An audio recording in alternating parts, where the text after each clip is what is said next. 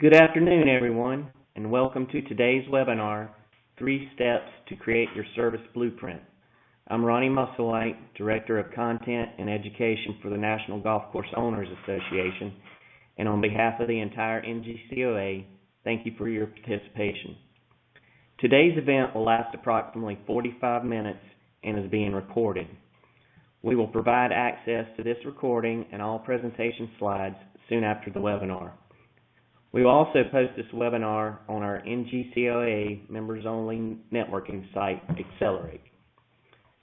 Today we'll detail the interactions between customers and employees and learn how to develop a service blueprint that can help you and your team understand the bigger picture of customer service.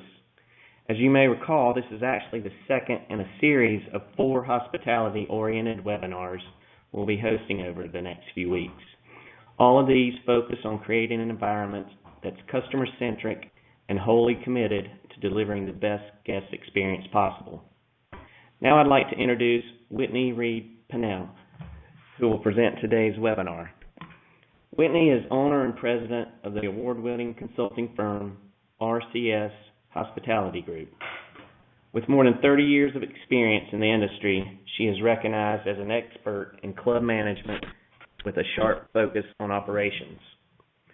Prior to founding RCS, Whitney held several top management positions with companies such as Marriott Management Services, the Desert Mountain Club, and Troon Golf.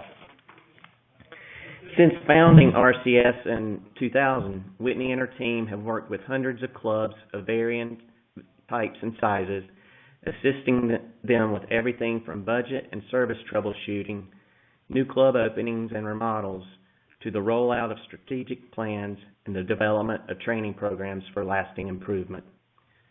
We're certainly excited to have Whitney with us again today and look forward to the insights she has to share. Now, if during today's session you have a question, please type it into the message box located at the bottom left-hand side of your screen. To submit your message, simply press Enter. Whitney will field the questions and answer them as time permits. And with that, I'll turn things over to Whitney. Whitney? Thank you, Ronnie. Good afternoon, everyone. Thank you for joining us today. Today we're going to talk about creating a service blueprint, and I have a lot of information to share, so I'm just going to get right to it. When I was putting this together, if you do research out online, you could get anything about customer service you want, Googling it. You can look up the Disney Way or even the Ritz-Carlton training, and there's a lot of information out there and available. And very often people ask me, why would they do this? And basically, I think that they're willing to share it because they understand what it really takes to create that level of service. It's a series of steps put into place that are consistently delivered. It's something believed in from the top to the bottom, and that takes an immense amount of commitment. So I'm going to take you through a service map today and how to put together a service blueprint. First, I want to just make sure that everyone understands what a service blueprint is. It's the data visualization of how your club or your company actually works. It accurately portrays your service system so that different people involved in providing the service understand their role, and they can view the blueprint objectively, so they can see everything as a whole and where they fit into the larger picture. A service blueprint breaks your customer service touch points into logical steps from the customer decision to the evidence of the service as the customer experienced it. So I'm going to show you what all of this means. In short, a service blueprint shows how the things that a customer experiences are actually produced from start to finish. So there's a couple of different things here, and I know you can't see this. You can't make this out. I just want to show you what a service blueprint looks like. So this, across the top, you can probably see customer action, and across the top you see a series of steps. So this is the customer journey, and I'm going to put this into golf club terms for you as we go. But this is basically what it would look like. So the service blueprint clarifies the interactions between customers, digital touch points, and service employees, including the front stage activities, which I'll explain in more detail, the front stage activities that impact the customer directly, and the backstage activities that the customer doesn't see. And this really is what makes it work. So a diagram like this is part of an overall service design but it will give you key information for the systems you need and give you a head start on creating a training plan. In the end, if you create your own service blueprint, something similar to this, and it doesn't have to be as detailed, but it is helpful, it should contain your customer journey at the club or your course, as well as all of the interactions that make that journey possible. So when might you use this? Very often we use a service blueprint when we're helping a club open up or coming out of a renovation. You might use it if you want to improve your service offering. Obviously, knowing how your service gets produced and consumed by your customers is essential if you're trying to address failure points or service breakdowns in communication or execution. A service blueprint is also beneficial if you've lost track of how the customer service experience is being produced, or if you're new to a club or a course and you want to understand the process better. So if you think about it this way, services, much like products, have manufacturing lines. The longer the service has been around, or the larger and complex the organization, the more bogged down the production line or the production process can become. So mapping out the service process can identify inefficiencies as well. The last time that you might want to use this is if you have a complex club with many employees involved in the delivery of the customer service experience. If you have a club, chances are you have some sort of IT systems or people or contractors that you use, your general service people, everyone working at the club on the front stage and the backstage, props like golf carts, menus, equipment, and vendor partners. And all of those come together to help you deliver your service experience. So putting a blueprint together will help everyone understand visually where they fit within the bigger part. So let me just go through quickly the components of the blueprint and the process, and then I'll start showing you how we put this together. So the components of the blueprint include the front stage, which is your customer actions and behavior. And I have an illustration that will show you all of this together. The front stage triggers everything. The front stage is essentially a customer decision at your club, such as using the website for a tea time, using a golf cart, having lunch at the club, going to the range, etc. Basically, whatever decision your customer makes along their journey with you is on the front stage. The on-stage process is where your employees interact and behave with your customers and with each other. So this is an important part of the service experience because it includes behavior, whether they're interacting with a customer or if they're interacting just with each other, because obviously being on stage is an important concept in service. The backstage is where all of the internal interaction occurs to serve the customer.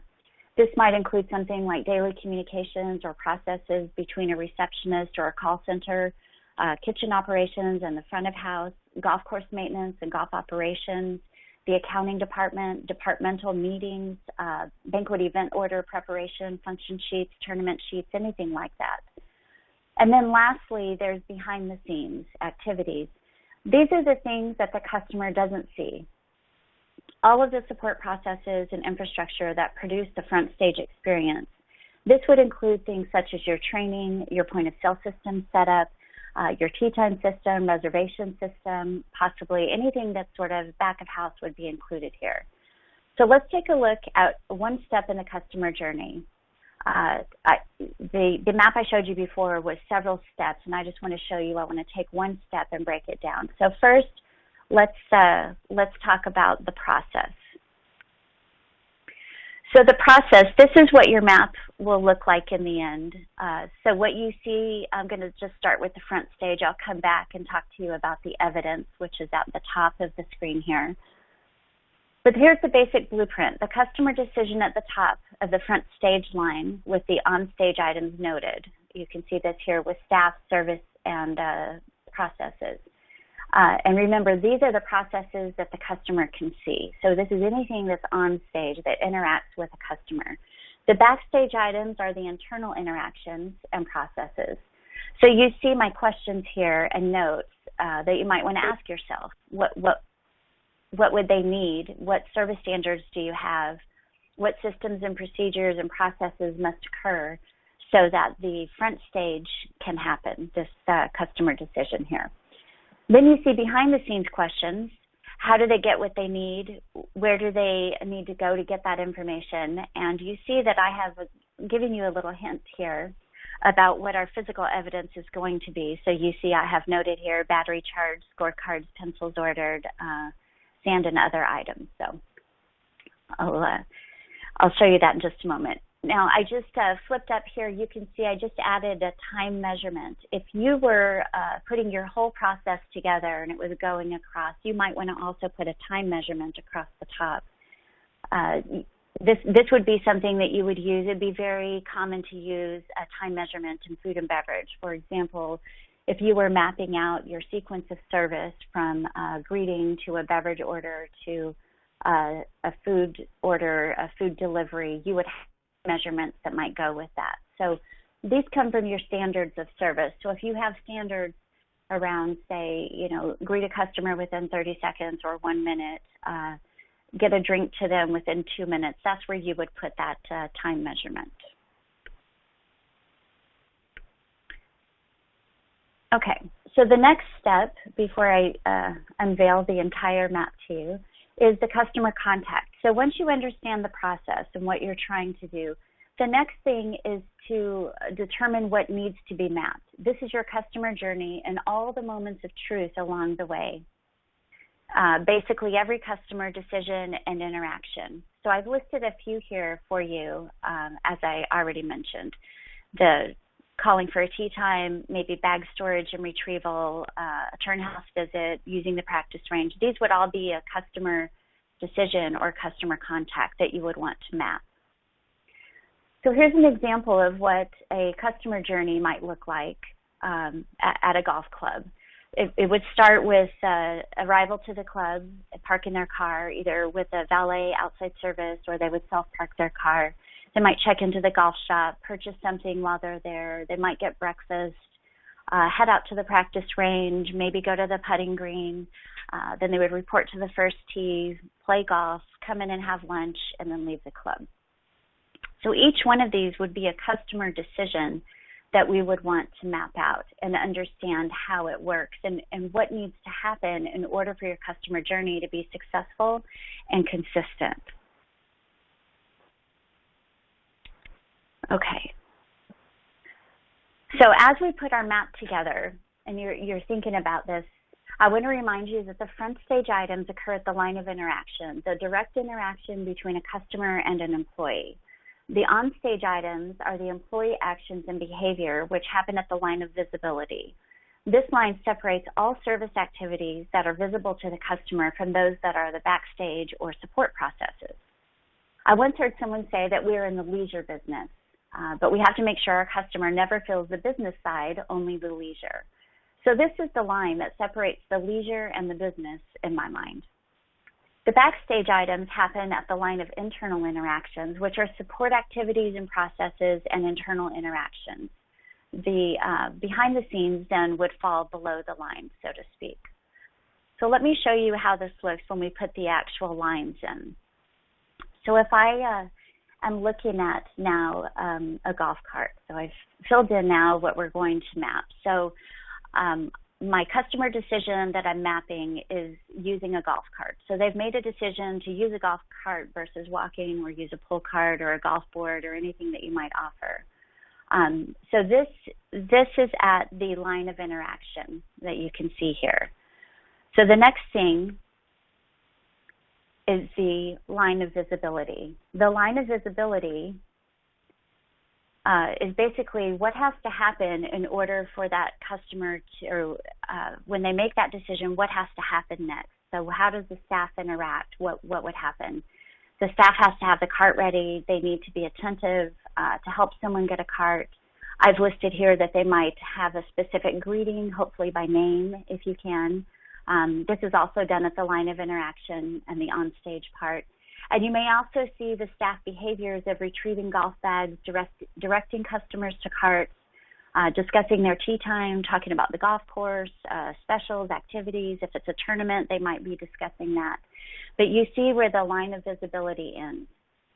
So everything then behind the line of visibility lands either on the backstage or behind the scenes. And this is really how you make your service map work. And I'm going to show you how to put the how together in just a moment.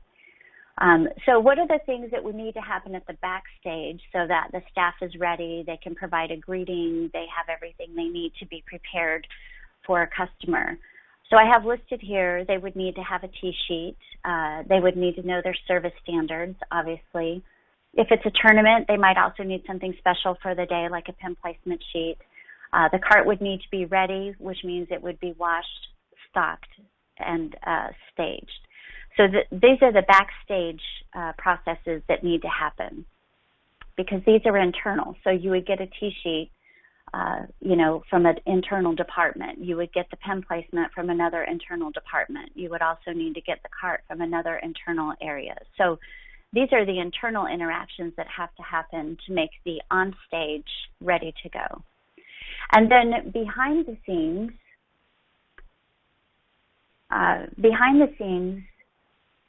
bear with me.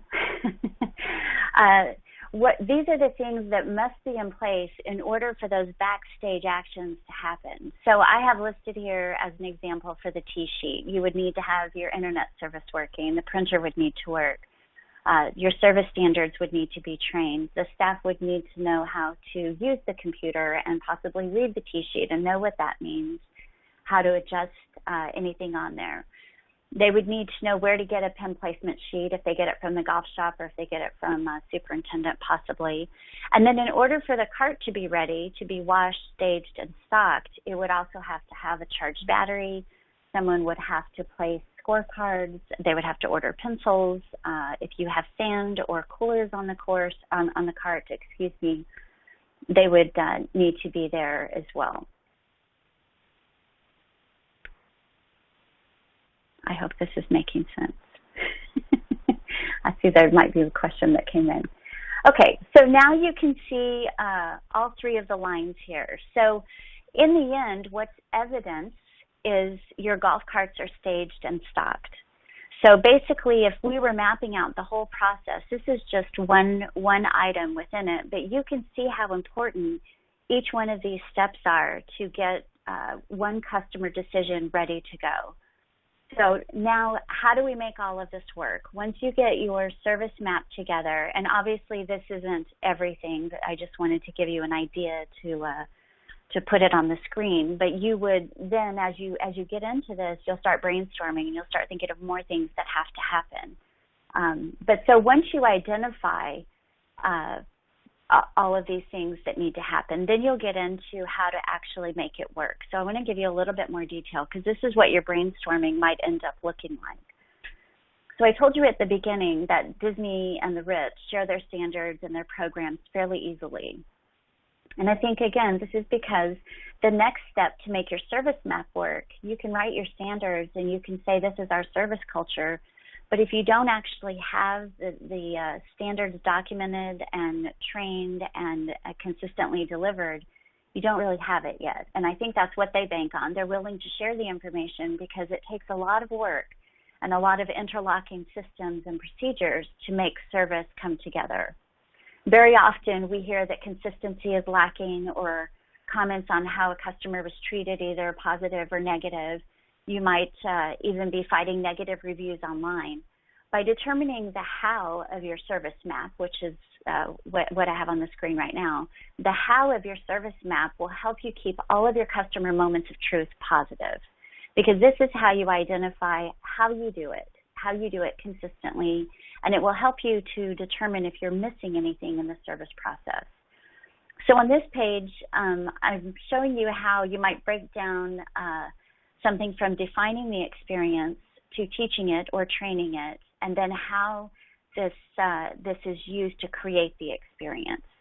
So on the screen right now, I have the golf cart staged and stocked. So the things that you would need to know for training is what's on the cart or in the cart. And then from there, where would the employees get it, and where do they go if backup is needed? That's how you continue to create this consistent experience. You would need to answer the question, where are the carts staged? Where do they get the carts? How do they put them there? How many people put them there? Whose responsibility is it? You might even include a map or a photo of proper staging in your training tools. You might have standards around how many carts are staged at any given time or on a specific day, or is it according to business levels? What time are they staged, and by whom? Who puts them out there? And then how will staff know if it's ready? So this is how you put the behind the scenes together on your service map. So the next one I have here is an example of how to make sure the staff is ready. I gave you just a quick overview on the previous pages, and I haven't listed everything, but this will give you a good idea of how you would put your map together. So in order for the staff to be ready, they would need to know their uniform standards.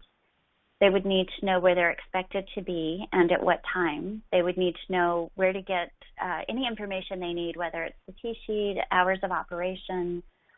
Maybe they need to make sure they have umbrellas available. I mean, whatever your club standards are should be included here. Course information. A lot of people ask questions about the course, and from a service delivery standpoint, if we send somebody out onto a golf course without letting them know that the greens have recently been aerified, that's going to be very disappointing. And in fact, I would put that back at the tee time level, because you would want to let someone know that before they ever make a plan to come to the club. If they use radios, you would need to include your radio standards as well. Where do they pick them up? Where do they turn it in? And then service standards defined, which is obviously a lot more detailed. But so for each one of these, for the uniform standards, you would need to answer more questions, like who provides the uniforms, or do they provide their own? What are the uniform standards exactly? And a lot of people are putting very detailed uniform standards together right now about tattoos or piercings. Some people have relaxed it because there are a lot of tattoos and piercings. I don't know how you're all handling that, but generally speaking, golf courses and clubs are staying more on the conservative side when it comes to that. But if you provide the uniform, how many do they get? How are they expected to be cared for? What are the standards? Who issues a name tag? These are all part of a larger process of a new hire. But this is something that's important. So if I kept building out the service map, when I get to the name tag, I might then get into an HR person or a department manager. How do they issue it? What equipment do they need? How far in advance do they do it? All of these are part of your service map because they have to happen in order for your staff to be ready. So I think you understand how this comes together. Then the next one here is service standards defined. So in our example, this might be for outside services. So if you might have standards around, do they open doors? Do they go out and get someone in the parking lot? Do they retrieve the bags? Do they help with bags? Is your club the type that would offer a bag tag automatically? Is it something that you sell? So the outside service might want to be alert for that, and you would have to teach them what to look for. You might have standards around directing guests to the next location, such as not pointing, but maybe walking with them or directing them or giving them a quick overview of the club or the course as they start their day. And then daily knowledge of the club and the day. So if there's a special rate promotion going on, rules around if you have a semi-private club or a private club, you might need rules around guest usage, dress code standards if you have them, food and beverage hours of operation. If someone's showing up, they might have a question if the club is open for breakfast or will they be open for dinner time or drink afterwards. You might need to know information about special merchandise that's being offered, anything about the weather. But, you know, this is and I picked this position and this point to map for you because this is really your first greeting. This is your first warm welcome to your club and your course. And this person, this one mapped decision could set the tone for your customer for the entire day. So as you go through this, if you decide that you are going to open the doors for them, if you're going to greet them, is there any way you could greet them by name? If you have their name on the T-sheet, if you have any sort of gate they come through, if it's a return customer that you know, is there anything you can do to try to greet them by name? Because that obviously increases your service level. And then if you do offer bag tags, where does the staff get the bag tag? Is it personalized? If it is personalized, who personalizes it? How do they do it? When does it get back on the bag? And then my last question over here is, if for the daily knowledge, how and where do the employees get this information? Once you identify that, then you have to identify who's responsible for producing the information, by what time of day, where is it located, when can people count on getting it? You know, if you do study a place like the Ritz as an example, or really any hotel group, they generally have a daily sheet posted by the time clocks, which tell the staff what's going on for the day. So they give them an idea of what's happening during the day, because as you know, your customers will ask anyone anything at any time. But having those answers and the accurate answers is really key to delivering your service. Okay, I told you I would tell you a little bit more about the evidence. So the entire map that we've been discussing leads to the ultimate proof that your blueprint is working. You know, what is the evidence that this is working? Your front stage, your on stage, your backstage, and your behind the scenes. How will you know? If you're a manager on here, or someone that's in a department head role or supervisory role, when you do a walkthrough of the club, what you're actually looking for is this evidence, right? You're looking for the evidence of being ready, the evidence of doing something correct. You might be looking that the carts are staged, that the range is set according to standard, the locker room is ready if you have a locker room, the restrooms are clean, the tables are set if you have a grill area, the bar is open, the snack bar fridge is stocked, the lights are on, the music is on. All of these are the evidence point on that service map. Let me see if I can just quickly back up to a service map for you real quick, just as a reminder of this evidence. Bear with me. I should have planned this better. I apologize. Okay, so this is the physical evidence. So if everything is working, in order for that customer to make that decision, the physical evidence on our map would be that the cart is staged, stocked, ready, and it's where it's supposed to be at the time when the customer will need it. So that's the physical evidence that your service map is working for you. Bear with me now while I click through and get back to where I was. So the evidence, I want to just go through a few examples with you. So a few examples that you might look for to help you make these decisions. You know, you have your customer journey. So if your customer, for example, is going to use the snack bar, if that's one of your decision points that's a part of your journey that you've identified you need to take a closer look at, the evidence might be that the lights are on, the refrigerator is stocked, the display refrigerator is stocked, the staff is there in uniform. So you would outline very specifically what is the evidence of your service process. And then from there, you would start breaking it down into all the steps we've been going through. So you might have something, a piece of evidence might be that your menu is ready to go. If you were in the grill or a snack bar, that your signage is ready, it's clean, it's free of debris. If you have the golf cart, which we've talked about, T-sheet to check the group in. You might look at the readiness in the restroom, paper towels to dry hands. That might be one of your evidence standards. But if you think about it, as you go through your customer journey, there's something in there every step of the way.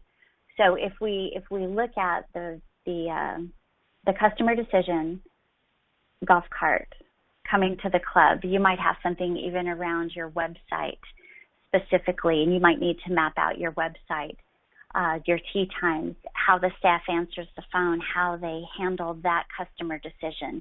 Because I would encourage you to remember everything that we do is for those moments of truth, to be positive. A moment of truth is any interaction that a customer has with your club. And it could be verbal, it could be in person, it could be it could be something they're observing. It could be something as simple as trash in your parking lot. So if they make a decision to self-park, some of the things that might be on your service map from there. If they need, if they have to walk up any steps to get to the club, what do those steps look like? Do you have standards around that? Are there standards around trash cans near those steps or lighting at the end of the day? But all of these things go to providing service for your members, or your, your customers. You might have members as well. I use them interchangeably, so hopefully you've picked up on that already. So once you get all of this done, you'll have your evidence and your experience. So as we pull all of this together, and I'm sorry, Ronnie, it's not even taking me 45 minutes today. I want to allow some time for questions. But if you think through your service blueprint, it's really not a small task. And I hope I didn't make you feel like this was an overwhelming process, because if you just sit down, you don't have to do it on the computer. If you just sit down with a piece of paper and you start drawing out a sketch, this is how you can understand everything that has to happen in order to provide the level of service that you want. Very often when we go into a club and we see a service breakdown, what we're looking for is that service map. And I don't mean that we expect every club to have this physically on paper, but we start asking the questions just like I was showing you. Let's see if I can pull those questions up again for you. Just like I was showing you, we go through these questions and we ask, well, where do they get this information? What are your uniform standards? When is it communicated to them? What happens if someone's not in uniform? You know, holding people accountable for your standards is what really is going to keep your service level consistent. But these are the questions that we ask as we go through and we're trying to understand what is supposed to happen. So if you walk out and you look at your evidence that is supposed to be in place, as an example, if you walk out and you see that your standard is 25 golf carts staged every day by 6 a.m., and you walk out at 6:30 and there's not 25 carts there, and you don't have anyone there playing yet, you would need to go back and say, okay, who was supposed to do this? Who was supposed to do it? By what time? Who got trained? And then that's when you start putting together things like training checklists, opening and closing checklists, but they all come from the start of understanding how you're trying to make this service blueprint work. Let me just back this up. So if I look at the golf carts as an example, and I go back through all of this, in order for just something as simple for your printer to be working, somebody has to turn it on, it has to have paper, they have to know how to make it work. Or if you're using something on an iPad, then obviously someone needs to have that iPad. There's a lot of things in here as you go through and you start thinking about the very small tasks, the very small things that have to happen. And one of the examples I would say is if you use radios, something that I see very often is there's no training around radio use or etiquette. And something that could happen to your service, it could crumble right before your eyes because someone gets on the radio and says something that you don't want anyone else to hear. But everyone that has a radio, if they're not using an earpiece, it will be broadcast to everyone around those people. So, if you do use radios, the next step would be putting a process together for radio use and etiquette as an example. So that would become part of your training. So everything that you do here with this service map is, you probably have it in place in some way, shape, or form. But if and when you experience a service breakdown or a customer complaint or a failed system, this is a really good exercise to go through to help you make sure you haven't missed any step along the way. Because you may think that it's all working, but anytime you have a service breakdown, which is basically a service breakdown is anytime we fail a customer, and the failure comes from their own expectations. And those expectations are generally set by the club, by the staff, by the messages, the marketing messages, or the website going out. So if something is going out into the world and you're bringing the customers in and something fails, it's because the expectation that was set has fallen down, basically. So that then turns into service recovery. So if you find that you're handling a lot of service recovery opportunities, I would encourage you to go to that one customer decision that keeps, if it keeps happening, that one customer decision, map it out, and you will easily see where the failure is. You will easily be able to identify what you need to do to fix it. So when you're putting this together, I just, as a reminder, you have to focus on all three. Very often we talk about one item. You know, this is what we do. This is our service standard. But it's really the backstage and the behind-the-scenes processes and systems that have to work consistently in order for your whole service map to come together and deliver that service experience you're looking for. So I think I have covered everything I wanted to. I'm sorry I went a little fast because I was afraid I might run out of time, but I want to allow some time for questions. So let me see if we have a couple of questions here. Okay, so I have a question here is, once the blueprint is created, how often should it be tweaked or updated to adjust to changes in customer needs? And how do you determine when that should happen? That's a great question. I would go back to earlier in the webinar when I said, you know, there's certain times when you would use a service blueprint, but if you feel you're trying to raise your level of service, that's a great time to go back and tweak your service blueprint. The other time that you would do it is maybe when you have a new manager that comes in or a new supervisor, or if you notice a big change in your customer behavior or possibly a drop in some revenues or customers coming in. But if you see something significant happen in your business model, on your financial reports, or maybe in your online reviews, if you're watching those, that might give you a really good indication of when to go back and tweak it. But I would say, generally speaking, since all of this ties into your budget, you should be reviewing it at least once a year to make sure that you are building your budget to create the service blueprint. Very often, we try to provide a level of service that hasn't been budgeted. So if you can, you want to build your budget to fit the service level standard, not try to squeeze your service level out of a budget. I hope that makes sense. Okay, I have another question here asking to restate the difference between backstage and behind the scenes. And absolutely, and if you'll just indulge me, let me just click over here and just so I can show it again. Okay, so the backstage, let me just go through all of this real quickly again, because I know I was going through the information fast.